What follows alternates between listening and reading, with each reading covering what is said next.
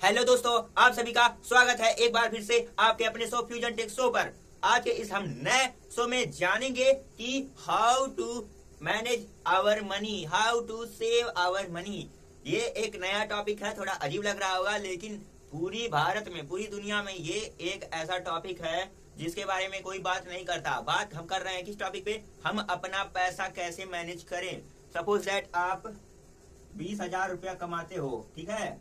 20,000 रुपए महीना कमाते हो, ठीक है? मेहनत करते हो, एक महीना तक आपको सैलरी मिलती है 20,000 रुपए।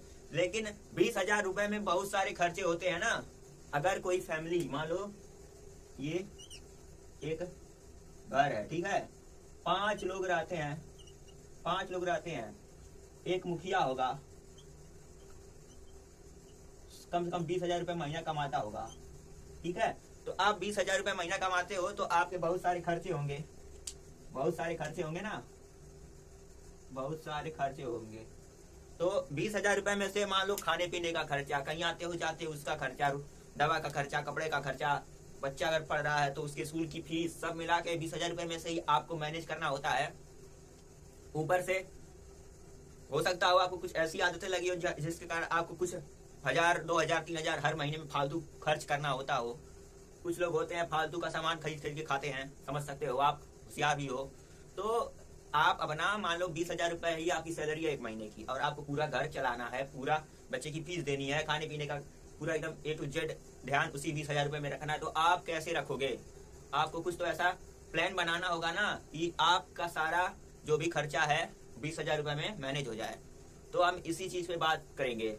तो यदि आप महीने का 20,000 रुपए कमाते हो, 20,000 रुपए महीना कमाते हो, उसमें से आपको अपना एक डेली का रूटीन बनाना होगा कि आप कौन कौन सी चीजें, ऐसी चीजें खरीदो जिससे आपके घर का भी काम हो जाए और आपके पैसे भी मैनेज हो जाए। कुछ लोग होते हैं वेज, कुछ लोग होते हैं नॉन वेज। तो वेज तो देखो, साफ सीधी बात, जो वेजिटेरियन होते हैं उनको कम पैसा खर्च करना पड़ता है, क्योंकि सब्जी तो खाओगे, अमृत तो खरीदना नहीं है लाखों करोड़ रुपया खर्च करके। और जो नॉनवेज वाले होते हैं वो नॉनवेज खाते हैं, लेकिन जो पावर वेज में होता है ना, वो नॉनवेज में नहीं होता। वेज खाओगे, साग सब्जी खाओगे, आंखों को फायदा होगा, भिंडी खाओगे, पेट को फायदा होगा, दाल खाओगे, प्रोटीन मिलेगा, दूध पियोगे, कैल्शियम मिलेगा। लेकिन ये जो नॉनवेज होता है इससे तो कुछ भी नहीं मिलता, ऊपर से अनेकों प्रकार की बीमारियां तुम्हें हो जाती हैं, वो अलग।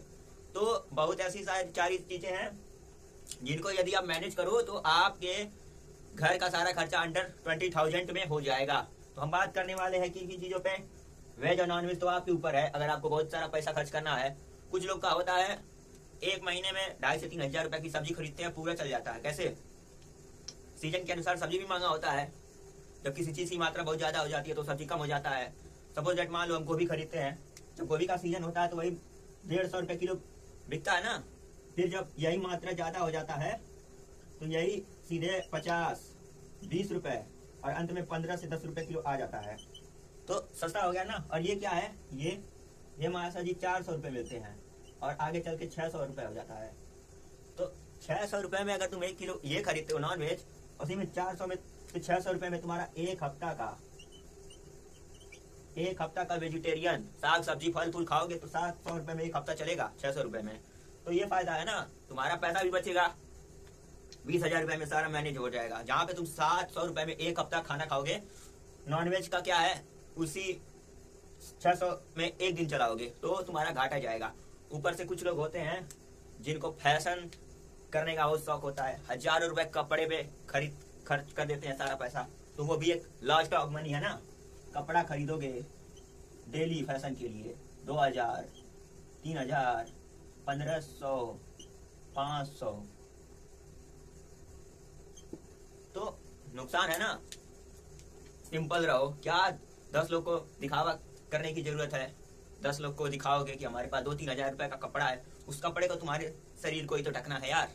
तो उतना पैसा खर्च करो जितने में सब मैनेज हो जाए।